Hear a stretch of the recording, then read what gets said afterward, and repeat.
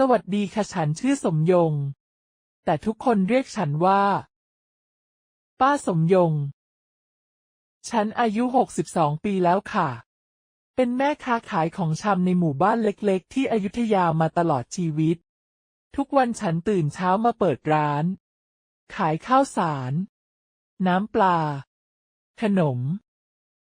อะไรที่ลูกค้าอยากได้ฉันก็หามาขายชีวิตมันเรียบง่ายดีค่ะแต่หลังจากปิดร้านไปเมื่อ2 ปีก่อนตอนเกษียณฉันเริ่มรู้สึกว่าเงินที่เก็บมาจากการค้าขายมันไม่ค่อยมั่นคงดอกเบี้ยจากธนาคารแค่นิดเดียวจ่ายค่าน้ำค่าไฟยังแทบไม่พอกินวันหนึ่งฉันนั่งคุยกับป้าสุเพื่อนสนิทที่ชอบไปกินข้าวด้วยกัน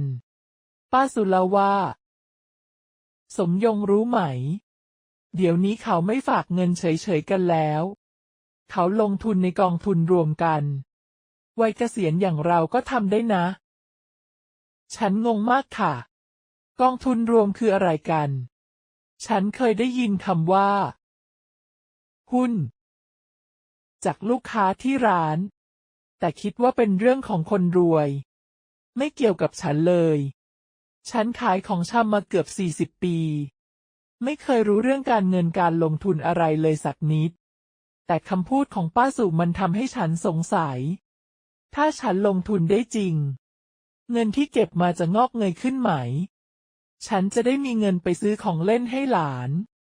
หรือซ่อมหลังคาร้านเก่าที่รั่วทุกหน้าฝนได้หรือเปล่าวันนั้นฉันเลยตัดสินใจ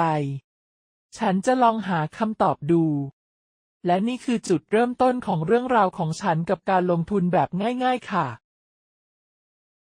เรื่องมันเริ่มจริงจังวันฝนตกค่ะฉันนั่งอยู่ในบ้านเก่าๆมองสวนหน้าบ้านที่เปียกชุ่มแล้วนึกถึงอนาคตฉันหยิบสมุดเก่าที่เคยจดบัญชีร้านมาขีดเขียนสมัยก่อนฉันจดแค่ว่าขายอะไรได้เท่าไหร่แต่คราวนี้ฉันถามตัวเองว่าสมยง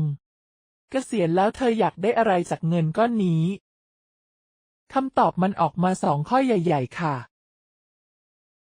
ข้อแรกฉันอยากมีเงินใช้ทุกเดือนไม่ต้องเยอะแค่พอกินข้าวซื้อของเข้าบ้านแล้วมีเหลือไปกินกาแฟกับเพื่อนบ้างข้อ2ฉันอยากให้เงินมันโตขึ้นนิดหน่อยเพราะทุกวันนี้ของแพงขึ้นทุกปี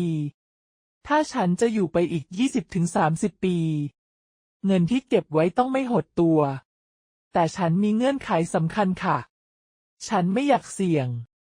เงินก้อนนี้คือทั้งชีวิตที่หามาด้วยน้ำพักน้ำแรงถ้ามันหายไปฉันคงนอนไม่หลับแน่ๆฉันเลยอยากได้อะไรที่มันเหมือนการออมแต่ดีกว่าฝากธนาคารธรรมดา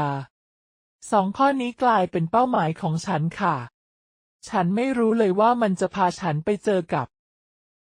กองทุนรวมแต่ก่อนจะถึงตรงนั้นฉันต้องไปถามคนที่รู้จริงก่อนหลังจากคุยกับป้าสุฉันตัดสินใจไปธนาคารค่ะวันนั้นฉันใส่เสื้อลายดอกที่ชอบใส่ไปงานบุญหยิบสมุดจดไปด้วยแล้วเดินทางไปธนาคารในตัวเมืองอยุธยาฉันบอกเจ้าหน้าที่ว่าป้าอยากรู้เรื่องกองทุนรวมค่ะ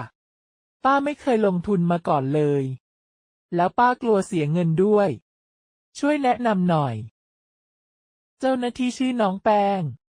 เด็กสาวหน้าตายิ้มแย้มพาฉันไปนั่งที่โต๊ะแล้วถามว่าป้าอยากได้อะไรจากเงินที่เก็บไว้คะฉันยื่นสมุดที่นั่งจดให้ป้าอยากได้เงินใช้ทุกเดือนนิดหน่อยอยากให้เงินโตด้วยแต่ไม่อยากเสี่ยงเลยน้องแป้งยิ้มแล้วบอกว่าป้าสมยงไม่ต้องกังวลค่ะกองทุนรวมมันมีแบบที่เหมาะกับคนกลัวเสี่ยงแบบป้าแต่ก่อนอื่นป้าต้องรู้ก่อนว่ามันคืออะไรฉันนั่งฟังตาโตเลยค่ะน้องแป้งอธิบายแบบที่ฉันฟังแล้วไม่งงกองทุนรวมก็เหมือนป้าเอาตังไปฝากไว้กับคนที่เก่งเรื่องเงินค่ะ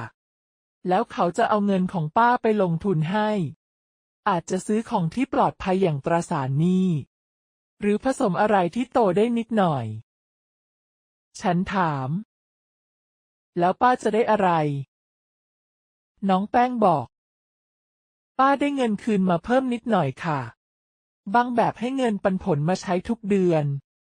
บางแบบเก็บไว้ให้โตแล้วที่สำคัญเขาเอาเงินเรารวมกับคนอื่นเยอะๆกระจายไปหลายที่ถ้ามีอะไรเสียเราก็ไม่เสียเยอะ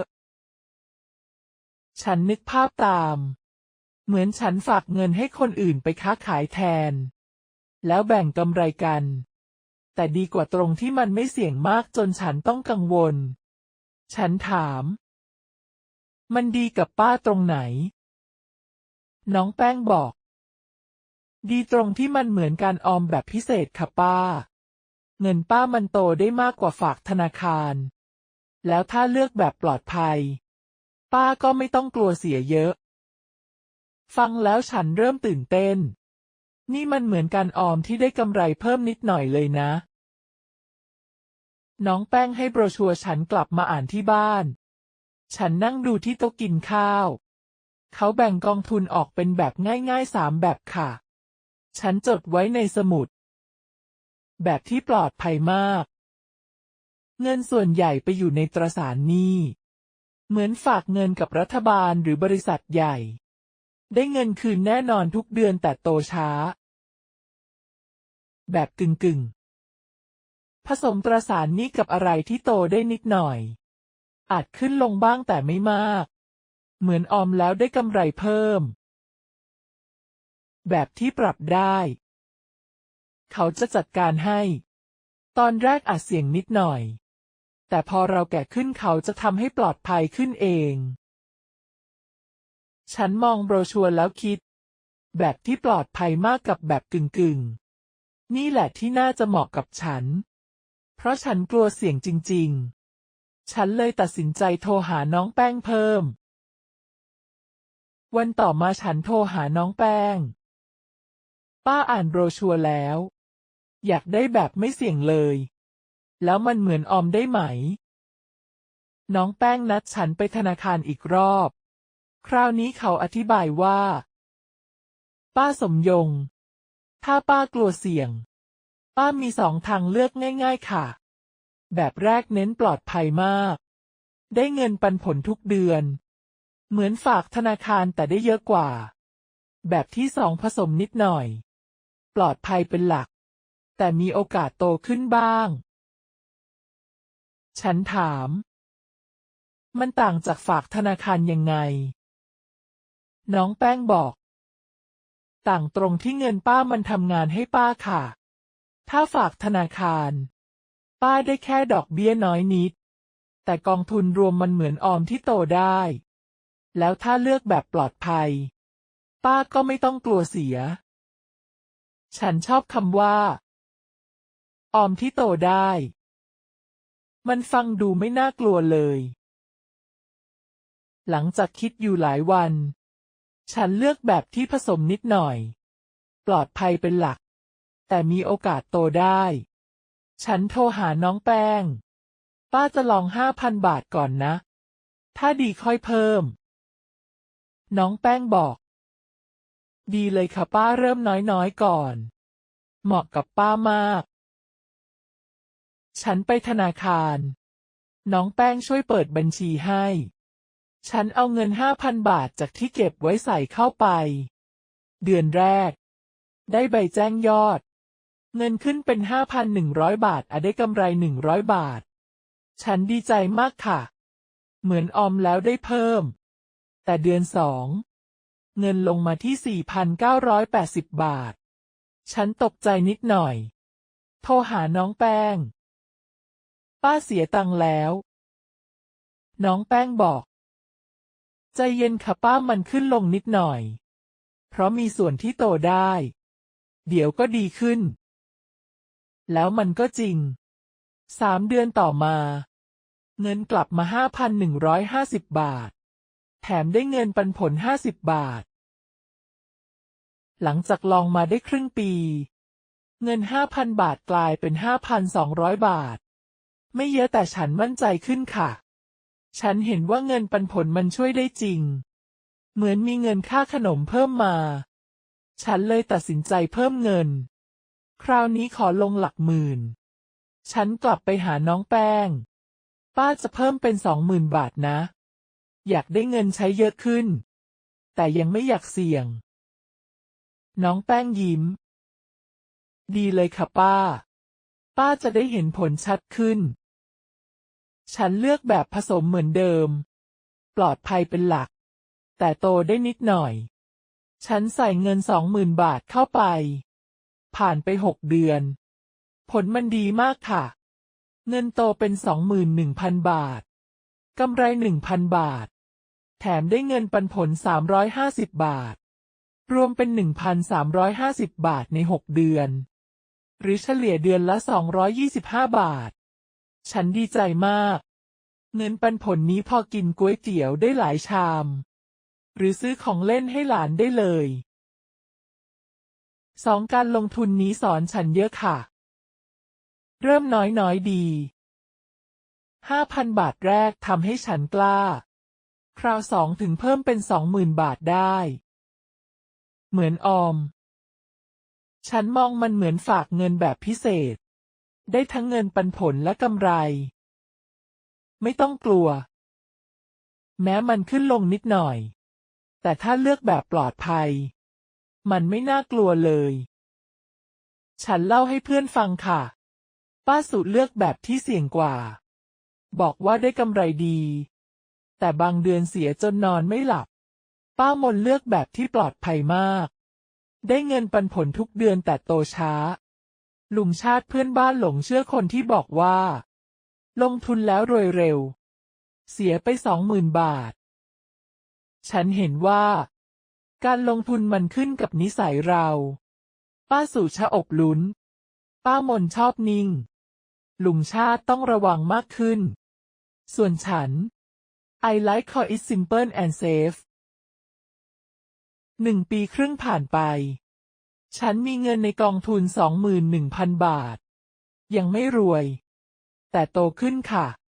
ปีที่แล้วได้กำไรรวมเงินปันผล 1,400 บาทบางส่วนฉันซื้อของบางส่วนเก็บไว้ฉันคิดว่าถ้าจะเพิ่มอีก 10,000 บาทฉันจะเลือกแบบปลอดภัยมากขึ้นเน้นเงินปันผลฉันวางแผนว่า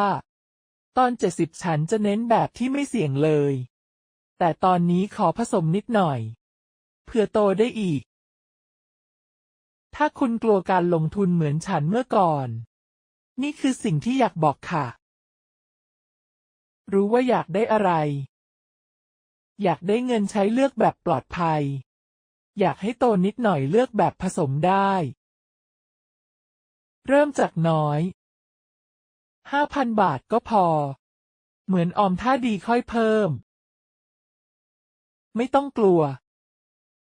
ถ้าเลือกแบบปลอดภัยมันเหมือนฝากเงินที่ได้กำไรเพิ่มถามให้ชัวร์ไปธนาคารเจ้าหน้าที่จะช่วยแนะนำแบบที่เหมาะกับเราลองเริ่มจาก 5,000 บาทค่ะเหมือนฉันถ้าดีค่อยเพิ่มเป็นหลักหมื่นเงินจะโตเอง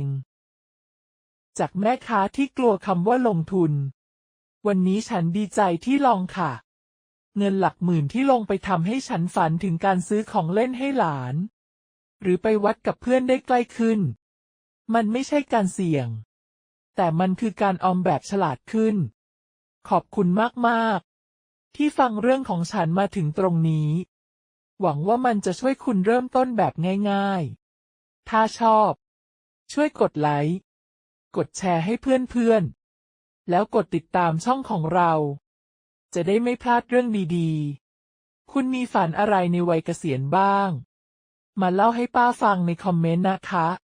ขอบคุณจากใจจริงค่ะ